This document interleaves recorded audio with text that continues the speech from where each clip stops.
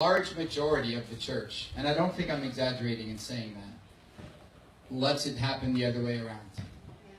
We choose to allow the circumstances of life, the situations we find ourselves in, to define who God is. We say things like this.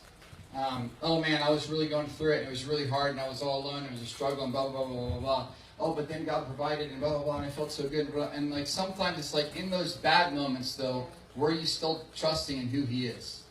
Or were you still trying to lean on your own understanding? You know, if you're like me, like you try to figure it out. Anybody here like a figurer? You know, you're like, okay, like if this happens this way, then it'll probably be like this. And then it doesn't happen that way, and you're like, now I see where you're going, God. It's going to be like this. And then it's not like that, and you're like, all right, three's a charm. So we're over here now. You know, and we try to figure it out. But that's exactly what God's saying, is it won't work. So trust me. In all of your ways, acknowledge me, and He will make straight your paths. What's the implication there? That you're going to be on some crooked pathways. See, the thing is that like the majority of the church is standing on the banks of their destiny, waiting for God to open the waters. Where God is saying, step into the waters, and I will part them for you. Many people within the church are staying back, saying, well, that's a crooked path. God, straighten it for me, and I'll go. And it never happens. So they spend 30 years, 40 years, you know, sometimes faithfully, you know, in the presence of God at least, but not pursuing the calling that God's put on their life because the pathway looks crooked. But God says, acknowledge me. You know, the word that's used there that in the proverb is to know Him intimately. Acknowledge me. What does that mean? When the pathway is crooked, do you intimately know who He is? Do you know Him when nothing makes sense? Do you know Him when it's not what you expected? Do you know Him when the pathway just looks like, you know, this big, horrible thing that you weren't expecting? Do you know who He is? Because if you do, then He will make straight your paths.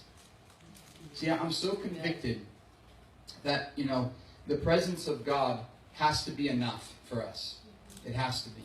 I remember, you know, when we moved to Brazil and we're on the streets, and I'll tell you what, it's like God is so beautiful that He designs this whole journey with Him that the very difficult things in life reveal another layer of who He is to us. I'll give you an example. Like, God is our refuge, right? How many of you guys believe that? When do you need a refuge? In trouble. See, nobody wants that part. Nobody wants that part. But God chooses to reveal His heart and His character to us, even through the things that hurt. Even through the difficult things. Nobody wants to need a refuge, but God says, when you need a refuge, I'm your refuge. God is our deliverer, and yet nobody wants to need deliverance. You know? Nobody wants to be in that position. God is our fortress, but nobody wants to be in the battle. God is our shield, but nobody likes arrows flying at him. But I'm just telling you that He has designed it, that in those moments we get to know more of who He is. See, when we pray prayers, you know, like Randy's been praying for years, more of you, God, more of you, God. There comes a point where more is no longer laying on the floor with someone playing the cello and you're soaking it up all day. I mean, I love those times too. But there comes a point where more is the refuge because you're in the battle. There comes a point where more is the shield because those arrows are flying at you.